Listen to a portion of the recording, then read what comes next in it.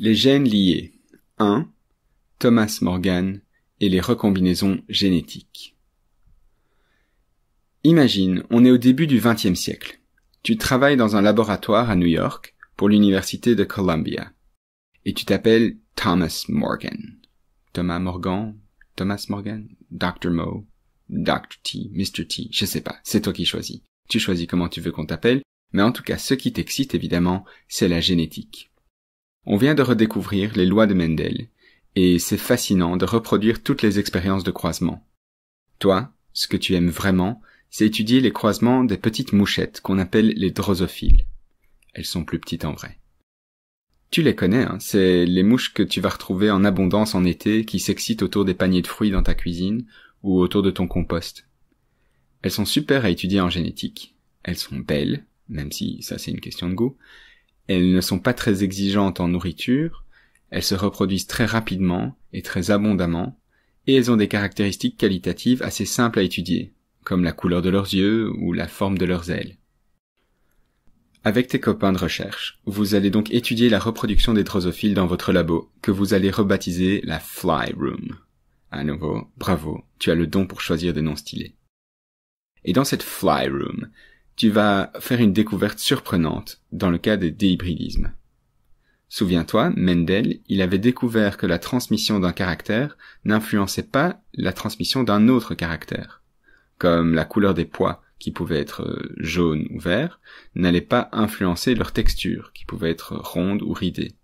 Ce qui donnait, quand on fécondait des hétérozygotes entre eux, des proportions phénotypiques de 9/16e, 3/16e, 3/16e, 1/16e. Mendel a tiré des conclusions pareilles parce qu'il étudiait en fait des gènes situés sur des chromosomes différents. D'ailleurs, il ne savait même pas ce que c'était un chromosome. Il a juste eu un peu de bol de travailler sur des gènes situés sur des chromosomes différents. S'il avait, comme toi, étudié des gènes situés sur un même chromosome, il aurait eu des résultats très étonnants, qu'il aurait d'ailleurs eu du mal à expliquer. Mais toi, vu que t'es au bon endroit, au bon moment de l'histoire, tu vas interpréter ces résultats surprenants, révolutionner la génétique, t'offrir un petit prix Nobel et t'assurer que des générations d'étudiants connaîtront ton nom et tes découvertes. Alors tu es prêt, Thomas? C'est parti. Disons que tu étudies, chez les superbes drosophiles, un gène qui détermine la couleur des yeux, rouge dominant ou pourpre récessif, et un autre qui détermine la longueur des ailes. Les ailes longues, c'est dominant, et les ailes vestigiales, c'est-à-dire toutes petites et atrophiées, c'est récessif. Notons donc les allèles. Yeux rouges, dominant, on va noter ça P+, et les yeux pourpres, récessifs, P. Les ailes longues, V+, et les ailes vestigiales, V. Ouais, j'avoue qu'on t'a sûrement appris qu'en génétique mendélienne, on utilisait les abréviations majuscules pour dominant et minuscules pour récessif. Mais maintenant que tu es quelqu'un de mûr et de réfléchi, on peut t'avouer qu'on utilise aussi une initiale avec l'exposant petit plus pour l'allèle dominant, aussi appelé l'allèle sauvage, et l'écriture sans exposant du petit plus pour l'allèle récessif, aussi appelé l'allèle mutant. Ces deux gènes, donc pour la couleur des yeux et la longueur des ailes, sont portés par un même chromosome. Par conséquent, on se dit qu'ils devraient être transmis ensemble.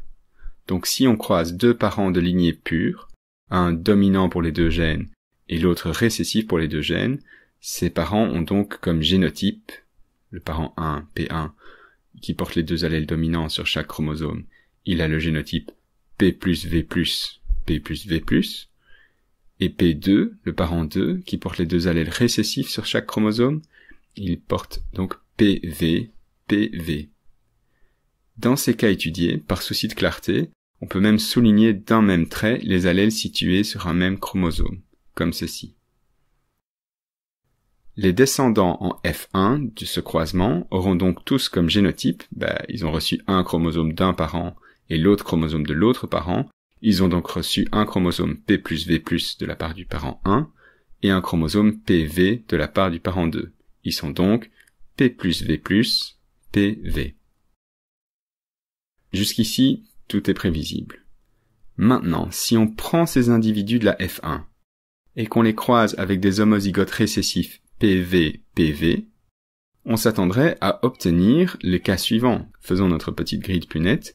À chaque fois, les gamètes produits par les individus de la F1 sont P plus V plus ou PV, et l'autre parent, ce serait donc PV et PV, ce qui donnerait, dans cette grille, on devrait voir une F2 qui présente 50% de phénotype dominant pour les deux gènes, et 50% de phénotype récessif pour les deux gènes.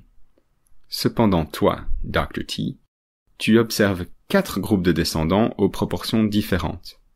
Par exemple, sur un essai qui compte 2839 descendants, oui, tu adores compter les mouches, tu comptes 1339 mouches aux yeux rouges et ailes longues, soit 47,2% des descendants au phénotype dominant pour les deux gènes, 1195 mouches aux yeux pourpres et ailes vestigiales, soit 42,1% des mouches au phénotype récessif pour les deux gènes, et puis, c'est là que c'est choquant, 151 mouches aux yeux rouges et aux ailes vestigiales, c'est-à-dire 5,3% qui ont un phénotype dominant pour un gène et récessif pour l'autre, et 154 mouches aux yeux pourpres et aux ailes longues, soit 5,4% des mouches qui ont le phénotype récessif pour le premier gène et dominant pour le deuxième. Ces deux derniers résultats sont vraiment surprenants parce qu'ils impliquent une recombinaison de gènes entre chromosomes différents pour faire apparaître des gamètes de génotype P plus V et d'autres gamètes au génotype PV+.